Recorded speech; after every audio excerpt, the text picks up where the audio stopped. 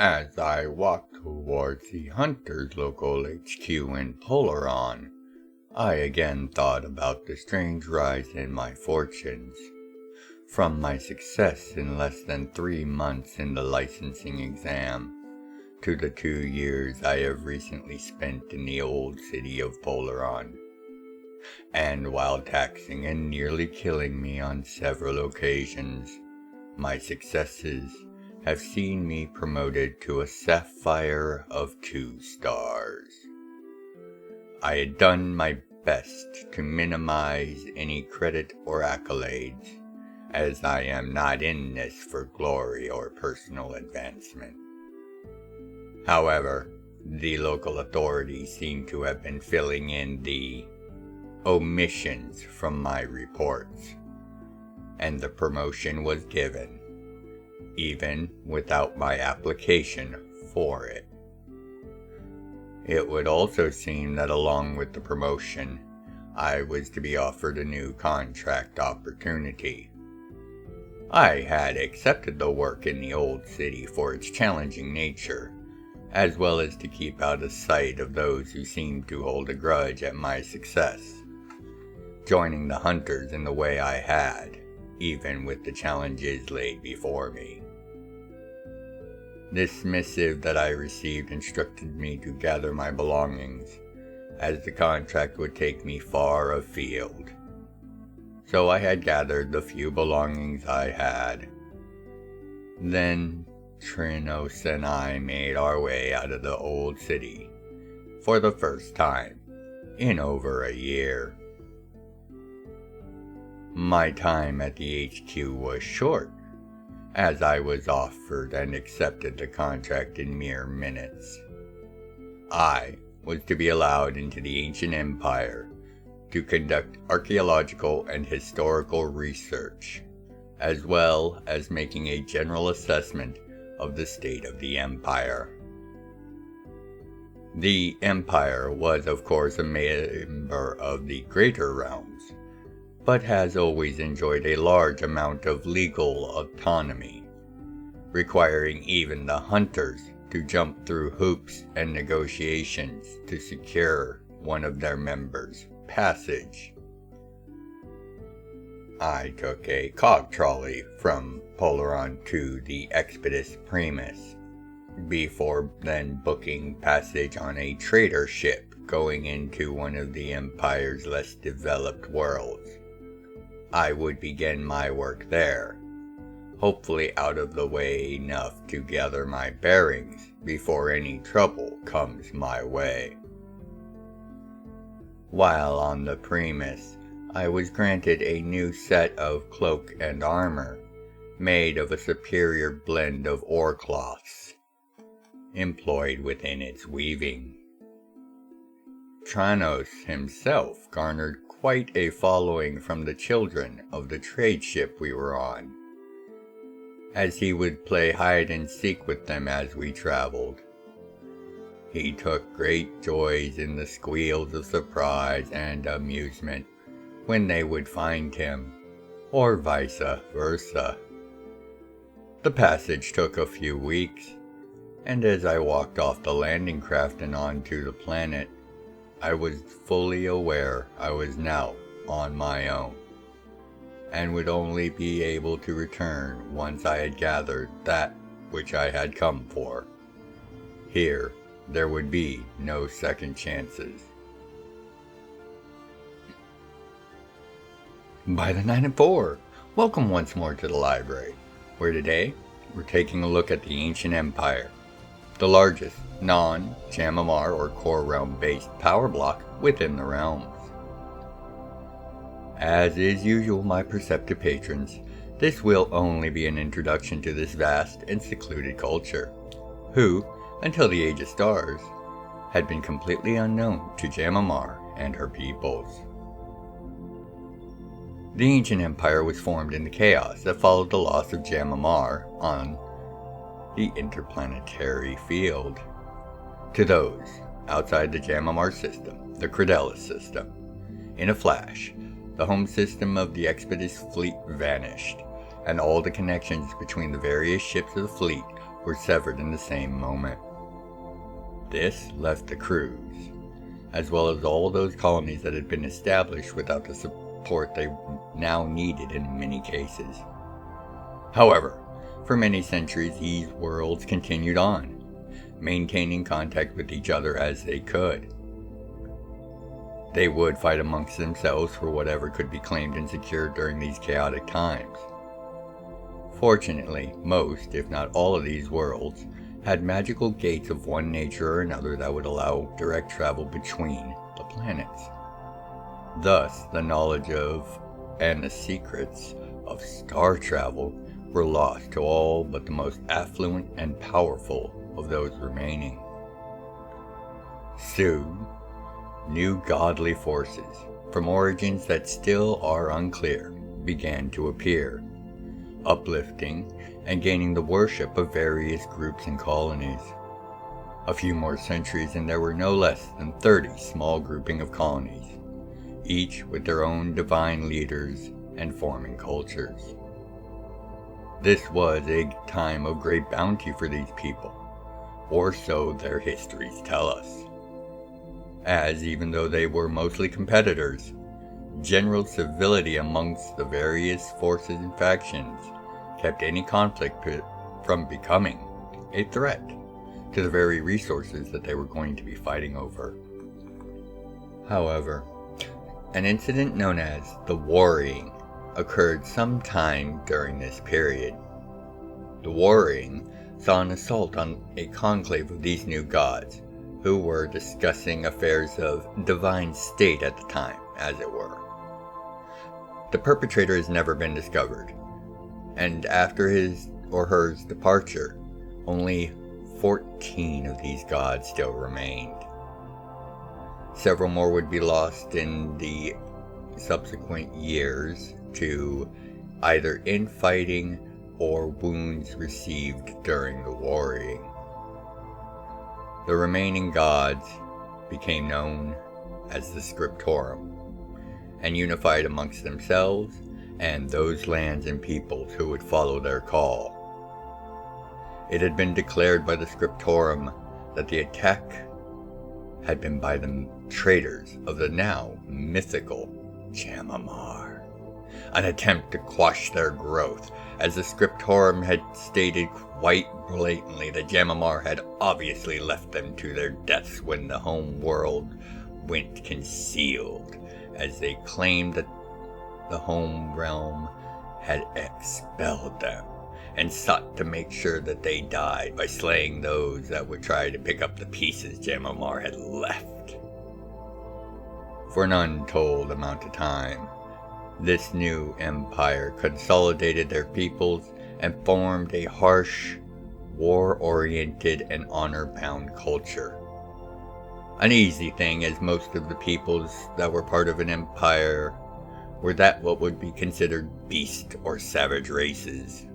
Orcs, goblins, scale-blessed, rodkin, ogres, and many other had found their way off of Jamamar in the early days of the fleet, being educated, uplifted, and transported to these new worlds as a way for their peoples to safely live and not be threats to the home realm.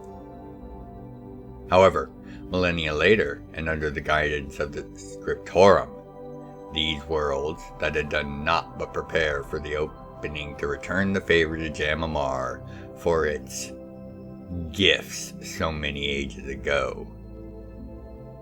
The gift of deicide. Eventually, when contact was made with the home world in the Age of Stars, war almost immediately broke out.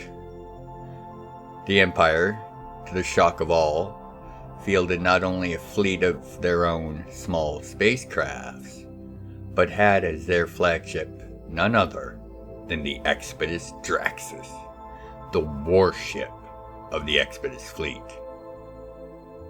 Compounding matters, they had managed to build 9 other, smaller versions of the Draxus. While not the 7,500 miles long, they were still impressive and dangerous at 6,500 miles in length. Combined with the near total surprise, this conflict was nearly a one-sided affair. And it is noted that at least an entire system and planet were taken in their initial strikes. However, that was not to be, as the various forces and interests of Jamamar reacted and brought the fight to the foe. Criterion's full industrial might was teased, and ships flowed from their docks. The nascent, yet massively powered Ego Corps likewise churned out a fleet of super heavies, system defense vessels for use by the realms to prevent the loss of any other systems or planets. The Hunters called on and deployed vast numbers of the retired, ageless, or otherwise long-lived members of the Hunters that were more often than not retired, generally due to boredom with being a hunter. Even with the Empire's massive advantage in terms of space assets, this rapid response gave them pause, as they and the scriptorum that led them appeared unsure at what else was being held in reserve. Thus, despite the initial ferocity of their first strikes, they were timid with their fleet and space assets, and chose to call upon and deploy an ally that proved to be more a problem to them than aid. They called upon the Antennae, the extragalactic abominations that were like cosmic locusts, infesting worlds to drain them of whatever resources they sought before moving on. With their strange ability to pervert the laws of reality and magic, they proved to be a great threat and challenge. Heroes, hunters, and soldiers of fortune alike rose to fight these new invaders. Unknown to the realms at the time, the Antennae also waged war on the Empire, attacking all. This further slowed the Empire's war efforts. Now, despite all attempts to the contrary, not one of these attacks ever made it to the Cordelis system or Jamamar herself. And while the war raged, strikes directly upon the Scriptorum were planned and executed by the V's, their allies, and their agents. By the end of this conflict, the Scriptorum was gone, either dead or fled, and the peoples of the Empire were disjointed and confused. Jamamar did not come to slay them. Instead, it treated and sought to make peace. And thus, the slow process of ages of lies beginning to worry away under the light of truth. However, the Empire was also prideful and refused to submit itself to the realms as just another subject. And why should they? They had endured and survived the ages without the home realm, and they felt they deserved to be recognized as such. Eventually, after many negotiations, the Empire would end up joining the Greater Realms as an autonomous entity, governing and managing their affairs internally as they saw fit, while issues such as the Hunters and other political questions would be worked out for the most part. The Empire does not mix with the rest of the realms. The one exception would be to that of the gods of the Enlightened, Sensamad, Meekin, and Ao. They being of races familiar to the peoples of the Empire, goblins, Scaleblessed, and Rodkin, respectively. They have made some inroads into being accepted by the cultures therein. However, they remain the only real exceptions to this generally, seemingly unbreachable wall of culture that has been raised within the Empire. And many speculate that in seeing two separate callings of the divine within their history, they may have just given up on the idea of having gods altogether, despite many of their cultures having customs and rituals that supposedly were able to lift entire tribes into that divine state in the early years. of their history. As part of the treaty that ended the war, the Expedition Draxus was returned to the realms, but the 9 vessels they had created, as stated all like the Draxus but in a slightly smaller form, would remain with the Empire. This is also when they became known as the Ancient Empire, as they were just the Empire before. This was done to honor the ages that they had survived in the cold of space, bereft of the warmth of the home realm. With now then less than 2,000 years passed since the end of the war, many still worry that the Ancient Empire is intent on finishing what it had started, and that is why they refuse to integrate with the greater realms. Others insist that it was a trick to hide some great wealth or power that has still not been made known. Whatever the truth of it is, many on both sides of this line are preparing for a reignition of the conflict. And with this brief overview of the Ancient Empire at its end, and before we get back to Optor, I want to, as always, thank you for your time and attention. It does mean so very much. Thank you. Now, by the 9 and 4, be well, take care of yourselves and each other.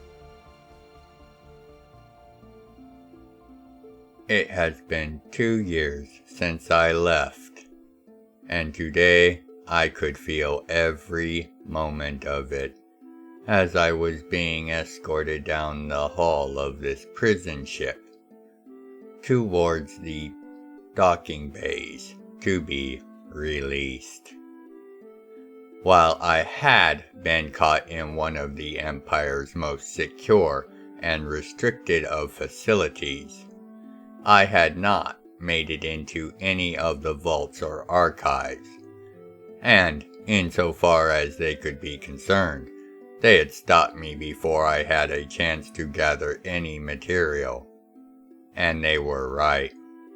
I had not been able to access anything before being discovered and captured.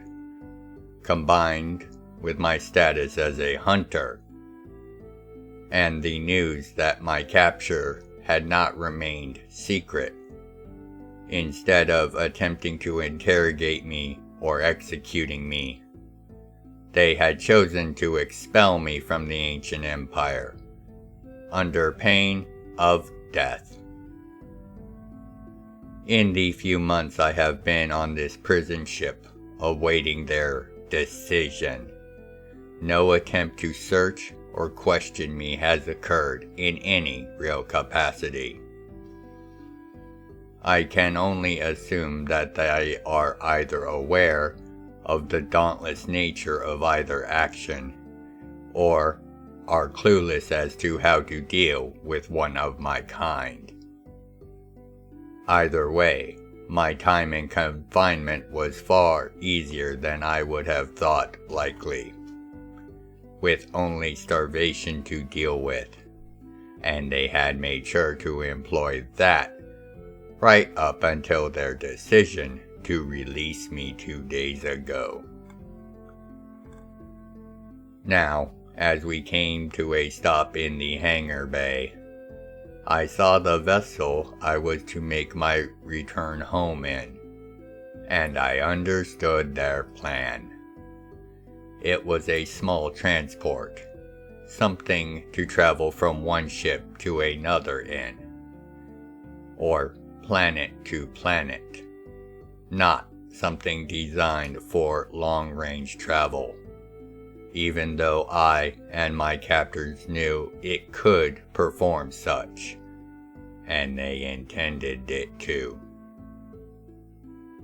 I was instructed to get on board, activate the autopilot, and not to attempt to interfere with it for no less than 1 week. I was informed it would fry out the systems as a failsafe if I attempted to adjust course before then. With a sigh, I entered, closed the hatch, sat down in the poorly adjusted pilot's seat and did as instructed.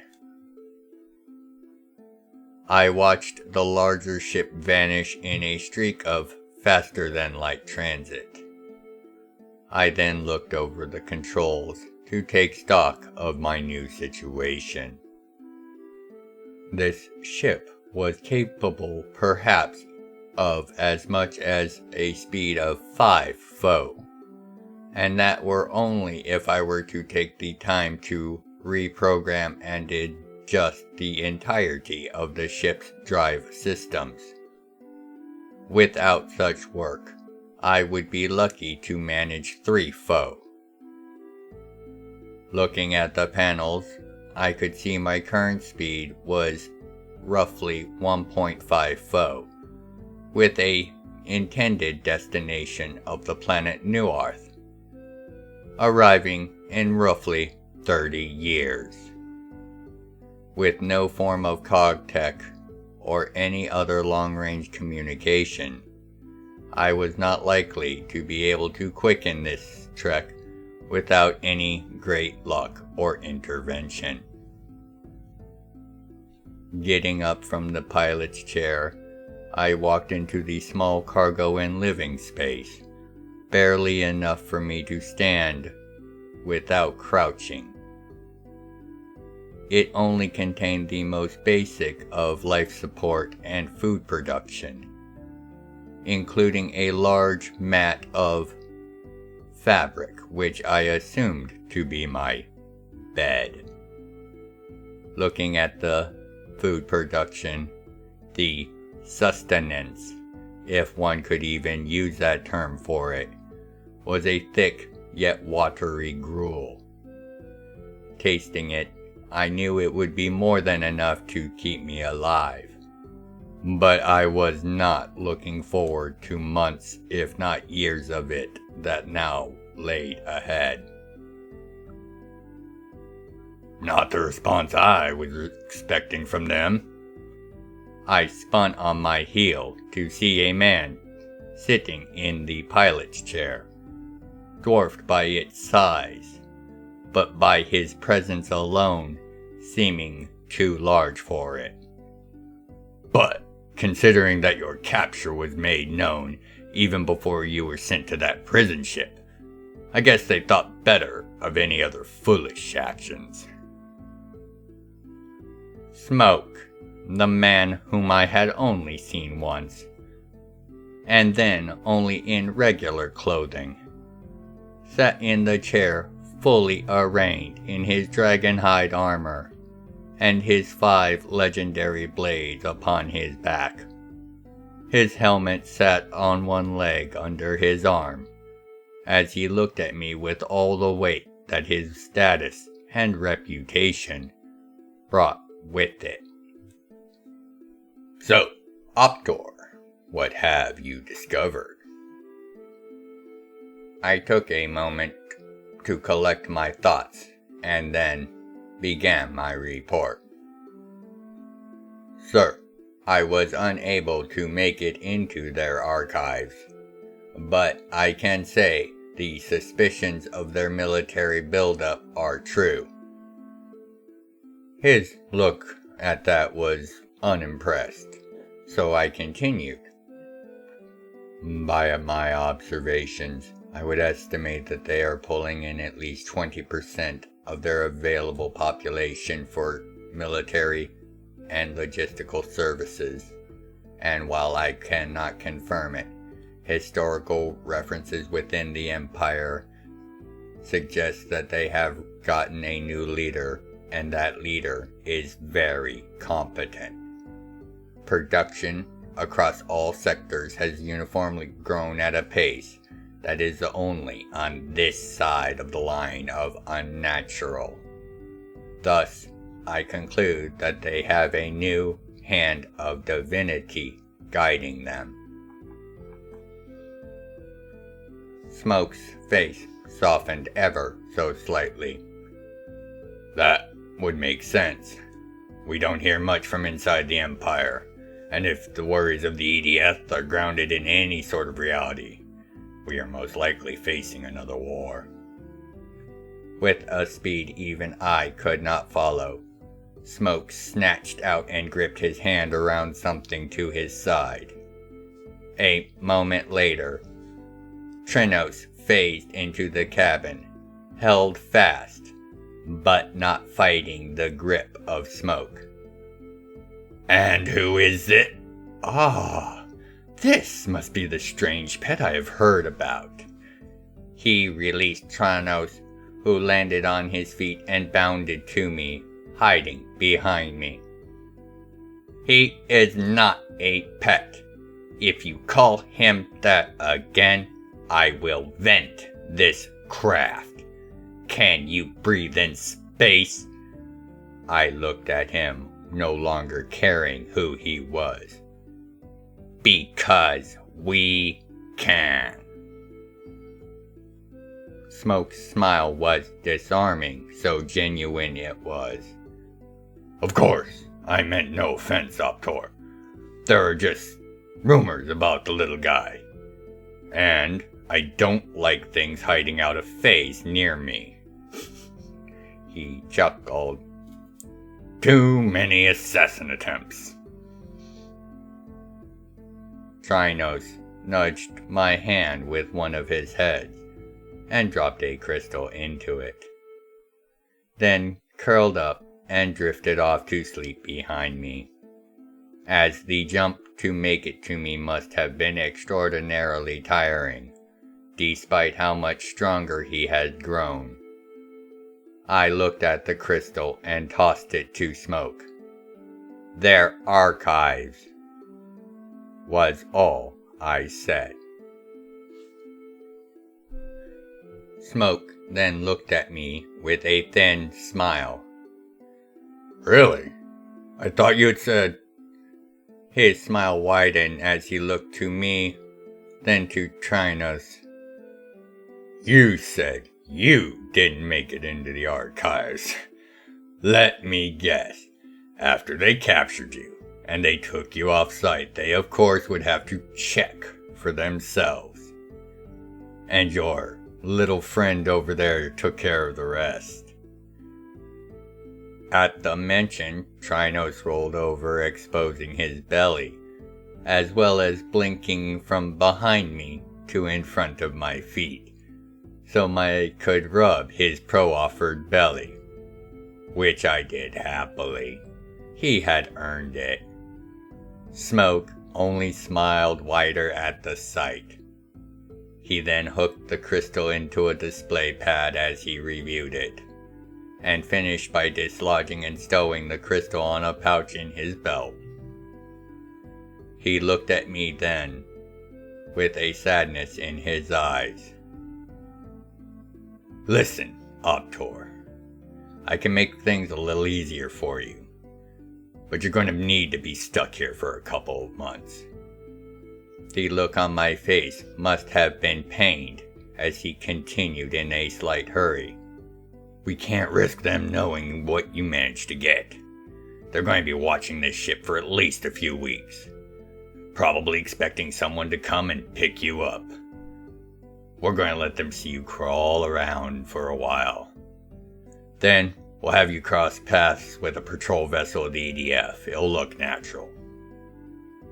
With that, he pulled out a box and laid it on the ground next to the pilot's chair. Pointing to it, he continued, "That has some foodstuffs, various reading materials, and a cog-com. More than enough in supplies for over a year.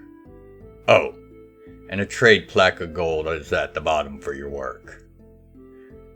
Fear not, I'll hold off putting any paperwork for stars or promotions. I know when someone is trying to dodge them, and doing a better job than I ever was able to manage." Smiling, he stood and set his helmet on. "Gotta go. Have patience, and know you have done a great service to the realms this day, and you continue to do so every day you manage to keep them distracted. Have no fear. I have made sure that nothing that goes on in this cabin can be seen easily from the outside. They will most likely assume you have deployed some sort of device of your own. It's in the box. But after I leave you, you will have to assume you are under observation. Now, see you on the other side, Optor. With that, he simply faded away, whisked off but whatever manner of transportation he was using. Alone once again, with nothing but the sounds of the engines and Trinos' soft snoring. He rolled over, and the mechanical neck and head detached. The illusionary form of Trinos' more cognitive side coalescing around it, still looking like a small Analar with a dragon's face. He looked to me with a grin and held his arms out, and with a flash, a book appeared, its size comically large in comparison to the form holding it to me. I took the book, opened its heavy cover, closed it, and looked at Trinos, who was still beaming. "Where did you find this?" He was practically bouncing up and down in the air in excitement. "In a box in the big room you want me to look in. The box had your name. Your name in the old tongue, that is." "My name in the old tongue? Are you sure, Trinos?" "Of course, silly. You're the only name I know." With a wide yawn, his hollow form dissipated, the neck reattached, and began joining the other two in soft yet growing snores. Looking down at the tome, I now knew how I would be spending this time until I was rescued by the EDF. There was more going on in the Empire than merely them getting uppity, and I was sure it had something to do with ancient dragon caves amongst those planets.